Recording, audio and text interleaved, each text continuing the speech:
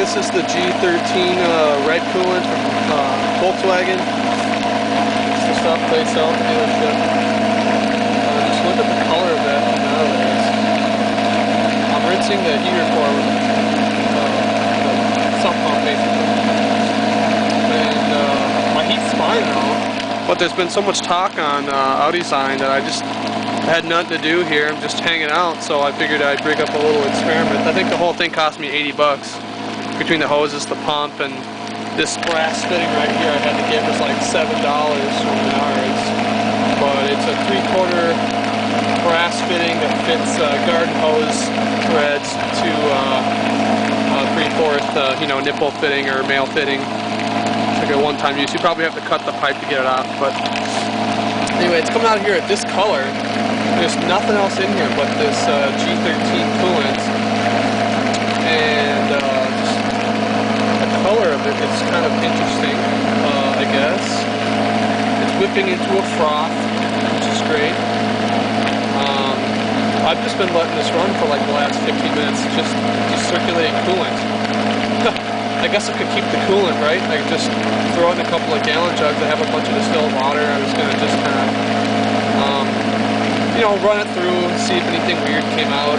There's been so much talk about people not having heat. It was like 6 degrees the other night here, like 5 days ago or 4 days ago or something. I don't know, it's just gonna get colder, so I figured there's been so much talk about it, I would check it out for myself, make sure that I'm not gonna encounter any kind of heating issues, and the whole thing cost me like 80, 90 bucks with tax, So, yeah. I don't really feel like there's a need to replace it. You could probably run like a mild solution, acidic solution through it, or like this is a 1/2 horsepower pump. This thing will blast through anything, through the heater core probably rip a hole in it if you're not careful. I'm just guessing that there's more pressure going through it now at this pump than there would be through the engine's water pump. I guess I could be wrong. But it looks like some pretty decent flow. Just the color of it though is interesting. After it's been cycled through. It's pretty simple. Just get yourselves a couple of 3/4 hoses, and I keep a spray bottle of dish soap. Just a Rubbermaid spray bottle of dish soap in there, like Palmolive or whatever you use, Dawn, and I squirt everything before and after I fuck with it. Well, it's kind of hard to get those like one-time use clamps off if they're wet, and you're probably going to want to use this kind of pliers. Is the best kind of pliers. It's a offset or an angled or offset pliers. It's like 8 inches long or something. Get a good one. Don't get a one that'll bend on you. Various other tools that might help would be picks, hose picks, stuff like that. Of course, I'm doing this at night, the day before Thanksgiving, because I have nothing better to do, I guess. I'm not in any trouble, that's a good thing. It sounds kind of from in here. I'm waiting for it to bust out down there and just fucking fill the floor compartment with water and coolant. No, it shouldn't happen. It should be, it's made in Germany, it should hold up. Now I was thinking of introducing some Drano to the system here, and just see if that did anything. I know Walkie Talkie and other people had mentioned it on Audizine, and look over there. This is the shit you don't want to put in there. You might be able to put like a super mild solution of this acid in there. Menards and Home Depot and probably Lowe's too, they have sulfuric acid. Okay, and those things are probably going to damage your heater core. Probably like a last ditch effort sort of thing. Like I said, I'm not having problems with my heater core, so I'm not using that on this. But that's great for unclogging drains. It's $6 for a bottle of that acid.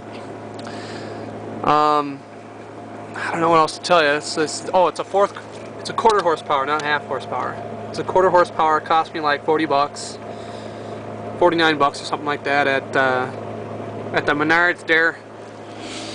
And like I said, this is the stuff I'm using, the G13. You know it's G13 because they changed the number on it from G013 on there. G013. It's red or pink, you know, whatever you want to call it. It's got a pinkish hue. Just letting it run. I'm gonna let this run for a while, but already on top, you can see on top of the foam that there are little black specks. You can't very well tell from the video, but there are little specks of look like dust on top of the foam. I'm just gonna venture to guess that once I turn this thing on, there's probably gonna be some crud in there. Like I said, in my case, it was nothing significant. I know that when I flushed my coolant system, it almost looked like someone used a radiator stop leak or something like that in there, because there was just this sandy, rusty sediment that was in the bottom, probably a good, I don't know, but it was just in the bottom of this bucket right here. I use this bucket for everything. It's like my trusty bucket. Yeah, and it was just kind of down cloudy in the bottom. I let it sit for a day and it just kind of settled in the bottom, and it was definitely some filmy, silty stuff down there. Not a ton, but like enough that was like, what? So that's why I'm doing this, you know. I'm just doing this because my brain hurts most of the time. I'm one of those people, and I'm always doing things to make things harder and more irritating and more technical. I know that there's crud in there. I mean, let's just put it that way. I know that there is contaminant inside of there. I know that coolants are really good these days, unless you get that stuff that's waterless. That waterless coolant's probably the best to use, except it doesn't have as better of a heat transfer rate. I don't know what the technical term for that is, but it doesn't transfer heat as well. So, you know, whatever. I know there's shit in there, even though my heat's working fine. This is an experiment to see how good I can get it. I'm going to put some Drano through it. That's what I'm going to do. And I got another car here I'm going to be doing in a little while. So, oh. It's a good view of what I'm doing. So you see what I'm doing, folks. I don't think anybody can do this. People are using compressed air, shop air, and stuff like that. And I don't see how air is really going to break anything loose. You know, it doesn't have any drag on the sediment that's in there. I mean, I'm sure that it does, but I mean, I feel like fluid is better going to, you know, drag on it and break it free, unless you're blowing like super amounts of air through, which personally I think could damage your shit.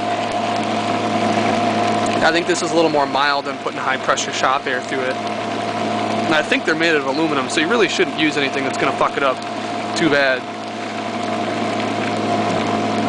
I know things like driveway cleaner is really great for removing oil, like Simple Green is also, ZEP makes a bunch of shit that's really good for cleaning oil off.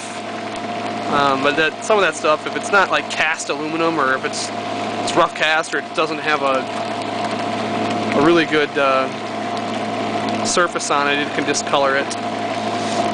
So, alright, I'll just end this video. It's been 8 or 9 minutes now, so I'll just make a new one and add it to this one and see where my results lead me.